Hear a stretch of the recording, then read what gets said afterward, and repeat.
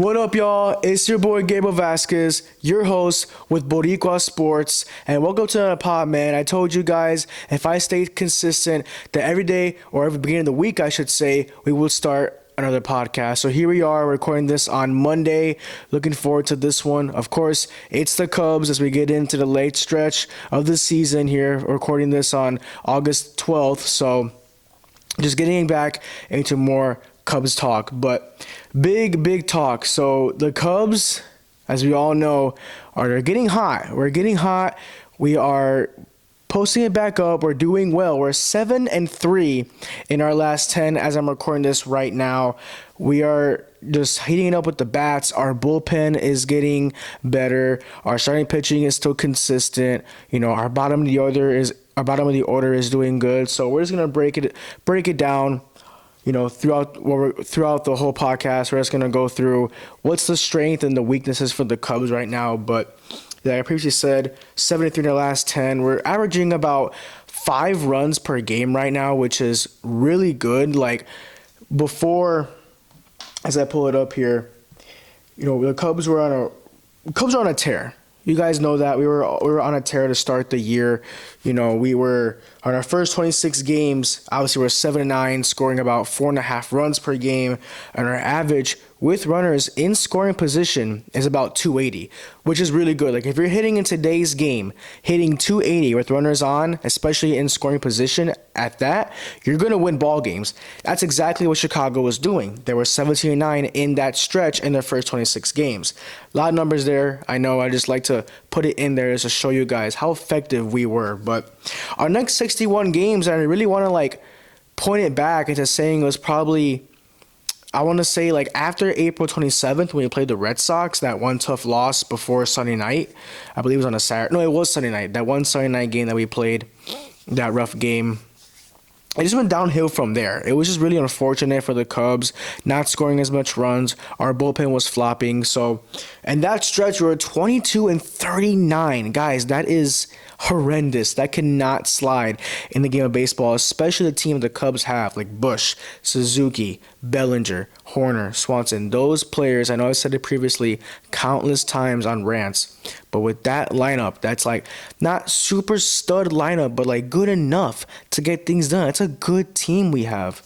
But, we're scoring about 2.5 runs per game versus 4.5 with a solid starting rotation.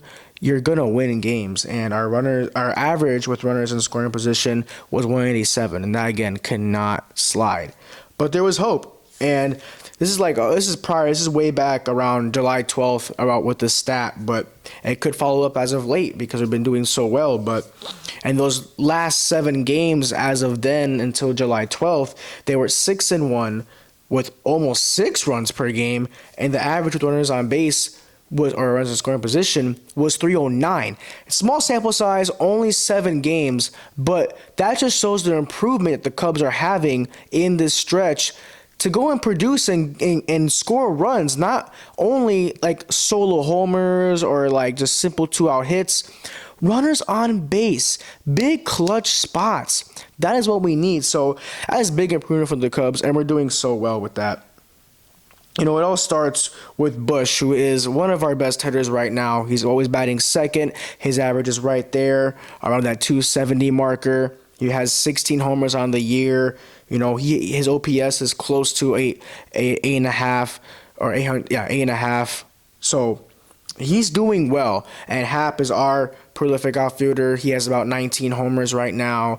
His average is middle of the pack, around the 240 range. But Happ is more of a power hitter, so he's not going to rack up the average. But it's his 4th season with 20-plus homers, so that is good to know for Happ. And then obviously Seiya, who's been hitting up as of late. You love to see that from him. Spraying the ball, hitting for power and average put together. You get hour, I guess. But that's what you need from the Cubs. And again, one big thing, their bullpen has gone from the worst, not the worst, but 3rd worst in the league, 27th to be exact, at 460, just about 461 to be exact. But that you can't win games when you have almost a 5 ERA in the bullpen. That's not going to slide to MLB, especially in this day and age of the game.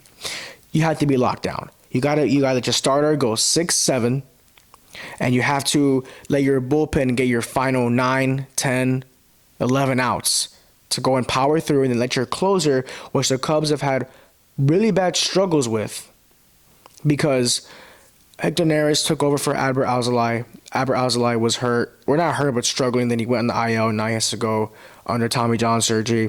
He will definitely not be back for this year, and won't be back for most of next year. So he's on the ropes for that. So we're still looking for a solid closer. I feel like Neris, in his closer role, has taken a lot on him, and I think he needs to maybe step back, take a break off that pressure, go back to a late bullpen guy and get a nice, decent, solid closer out there, either free agency or trade for one, because that's what the Cubs need. But since June now until August, the Cubs are the best in bullpen with 2.8, 2.68, and this stat was a while back as well, but you can still see how improvement this bullpen is. And since July 27th, I want to say it's under 2. So when you take some different stats together, it just shows how effective they are. And I want to say Lopez and Hodge and Miller, and obviously, Neris has been better closing as a role of late.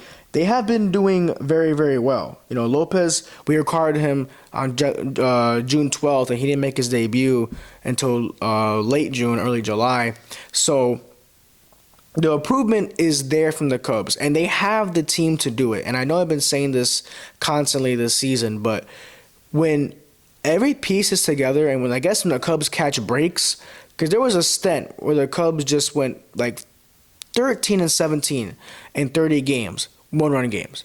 When you're losing by 1 run, it's just brutal, really brutal, and it's just really, really hard to get into those games and have your momentum on your side. And when you're not producing, the whole team doesn't produce. And baseball is such a team, well-rounded sport that it really just gets everyone on a fence. And if one person's not doing well, and especially if he's the star, the whole team flunks. So that's why certain players in certain areas, like the bottom of the order, have to step up. The 8 and 9 spots in the order this year, from July 4th on, their OPS is 780. That is amazing, you guys. Absolutely amazing. If the bottom of the order can continue to produce and let the top do their job like they're supposed to, the Cubs will be dangerous and we will be very, very good from here on out. That's second, by the way, rank in MLB for the 8th and 9th orders. Outstanding. Well, prior to July 4th, 28th, the 8 and 9 orders with OPS at 537. Amaya, Swanson, and P-Cor Armstrong, for those who don't know, have stepped it up. Let's see if I can pull up PCA stats here if I have them. I'm not sure I have them off the bat right now. Oh, yes, I do. So his first 65 games, he was batting 180. His last 15, 321. Outstanding. That's who we need to step up. PCA is so young. He's got a good glove. He's got good speed. He knows the game well. If he can get his bat going, get out of that slump of the 9th spot, move up to the leadoff hitter. If PCA can hit for homers, average, get on base, take his bases with walks, be patient, with his speed, he is an elite leadoff hitter. He will be one of the most elite leadoff hitters in the game. That's what you call a prime leadoff hitter. And I guess the role of leadoff hitters over the years in baseball has not been the same as it is now. Before, it used to be like a cool little scrawny, skinny, fast contact guy. But PCA has power. And you guys see it in the minor leagues, in AAA. He has pop. We know that.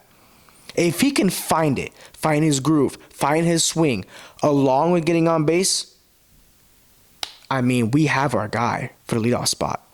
Nico Horner's good in there. Ian Happ's been bounced around as of late. But if PCA can be that consistent leadoff hitter, that's where the spark comes for this Cubs team. So his OPP, again, is at 333, which is not too bad. Extra base hits is a little lower, but because he's so fast that even when he's on first, he's a threat. and his average velo is about 5 points higher. So the improvement is there. If he can get out of that slump and start really to produce and be consistent is key, then we're up for a big one for this Cubs team. And with all this to say, after coming a big sweep of the White Sox, after winning back-to-back series against the Cardinals and Twins, Cubs are in good shape. Only 3 games out of the wild card spot as I'm recording this video right now. And as for the Cubs, as I'm recording this, they've played a very important series against Cleveland in a 3-gamer where Cleveland is very high on themselves in their division.